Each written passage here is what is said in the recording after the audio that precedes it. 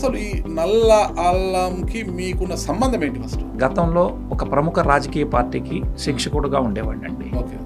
So అక్కడ పనిచేస్తున్నటువంటి క్రమంలో కొన్ని రకాల చిన్న చిన్న చెడు అలవాట్లు ఉండడం వల్ల నా ఆరోగ్యం అనేది పాడయ్యింది సార్. మీ చెడు అలవాట్లు అంటే మద్యానికి బానిస అయ్యారా? అయ్యాను సార్. పూర్తి స్థాయి ఇబ్బంది అయిపోయి నేను 21 days పైనే హాస్పిటలైజ్ అయ్యాను. ఇక్కడే సార్ మన హైదరాబాద్లోని. తర్వాత ఒక బిర్యానీ తింటే కూడా అరగలేని పరిస్థితికి వచ్చాను.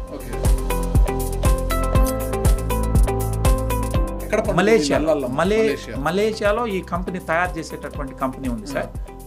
నల్లల్లం పండేది మాత్రం థాయిలాండ్లో పండుతుంది. మన దేశంలో పండుతుంది అది. ఇక్కడ వాతావరణంలో థాయిలాండ్లోని కులెన్ పర్వత ప్రాంతాల్లో పండేటటువంటి నల్లల్లం మాత్రమే శ్రేష్టమైంది, ఎక్కువ ఔషధ గుణాలు కలిగి ఉందని చెప్పారు. నాకు బాగైంది కాబట్టి నేను ఒక 50 కిట్లు కొని. క్యాప్సూల్ ఎలా ఉంటుంది ఒకసారి ఓపెన్ చేసి చూపించండి. చూపిస్తా సార్. ఇది నల్ల అల్లం సారంతో ఉంటుంది సార్. ఇది ఆహారం, it's not a medicine, it's a food అండి. మన అల్లం 100 రూపాయలు కేజీ సార్. నేను మాట్లాడుతున్న ఈ నల్లల్లము 4500 సార్ కిలో.